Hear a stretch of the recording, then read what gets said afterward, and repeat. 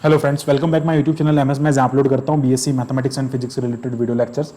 इस वीडियो में बात करने वाला है हम यहाँ पे रिलेशन जो है डिस्क्रीट मैथमेटिक्स का एक टॉपिक है, उससे रिलेटेड जो इंपॉर्टेंट थ्योरम्स हैं उसके बारे में हम यहाँ पे डिस्कस कर रहे हैं। लगभग 4 से 5 थ्योरम्स में यहाँ पे रिजल्ट्स यहाँ पे अपलोड कर रहा हूँ।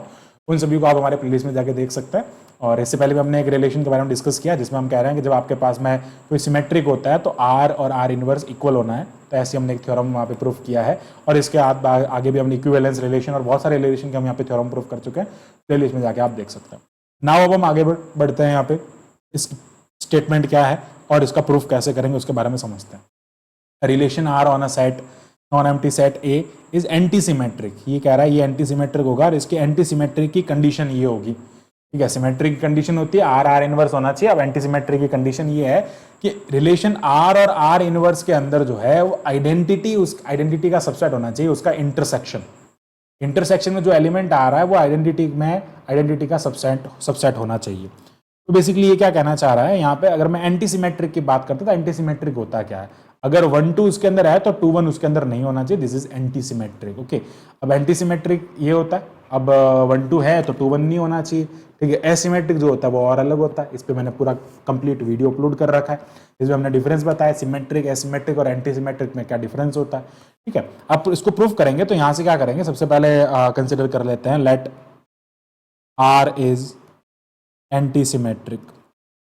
आर अगर आपका एंटी सिमेट्रिक रिलेशन है, R is anti symmetric relation, तो क्या होगा। अब देखो, आर अगर एंटी सिमेट्रिक रिलेशन है एंड ए एंड बी जो है वो बिलोंग कर रहे हैं आर इंटरसेक्शन आर इनवर्स से, देन ए बी जो है वो आर इंटरसेक्शन बिलोंग कर रहा है, मतलब ए बी आर से भी बिलोंग करेगा एंड ए बी जो है वो आर इनवर्स से भी बिलोंग करेगा। जब दोनों के इंटरसेक्शन में बिलोंग कर रहा है ना, मतलब वो दोनों से बिलोंग कर रहा है। इसका मतलब क्या हो जाएगा, basically A is equals to A B is belongs to R and यहाँ पे आर इनवर्स, देखो सिमेट्रिक की एक कंडीशन होती है कि R is equals to R inverse होता है, लेकिन यहाँ एंटी सिमेट्रिक है। तो मैं क्या कर देता हूँ, यहाँ पे ए बी को बी ए लिख देता हूँ। क्या लिख सकते हैं हम यहाँ पे, ए बी को लिख देंगे बी ए, तो ये बन जाएगा आर। तो इसका मतलब हो गया कि ए बी आर से बिलोंग कर रहा है एंड बी ए बी जो है वो भी आर से बिलोंग कर रहा है, दोनों आर से बिलोंग कर रहे हैं। इट मीन्स क्या हो गया कि ए इज इक्वल्स टू बी होगा, यानी कि 1 2 से रिलेट कर रहा है, 2 1 से रिलेट कर रहा है, लेकिन ये तो सिमेट्रिक की कंडीशन होती है। इसका मतलब 1 1 ही है वो, इसका मतलब 1 1 ही है, उल्टा सीधा एक बराबर। इसका मतलब क्या हो जाएगा, एंटी सिमेट्रिक के केस में ए इज इक्वल्स टू बी हो जाएगा, क्योंकि यहाँ पे आर एक कैसा रिलेशन है, आर एक एंटी सिमेट्रिक रिलेशन है। तो ये यहाँ से हमने इसको इक्वल प्रूफ कर दिया। हमें आइडेंटिटी के इक्वल प्रूफ करना है ना, आइडेंटिटी का सबसेट बताना है।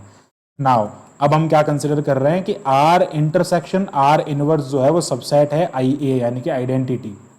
Late R intersection R inverse is subset of I A. हमने ऐसा कंसिडर नहीं प्रूफ करना है तो कंसिडर कर लिया।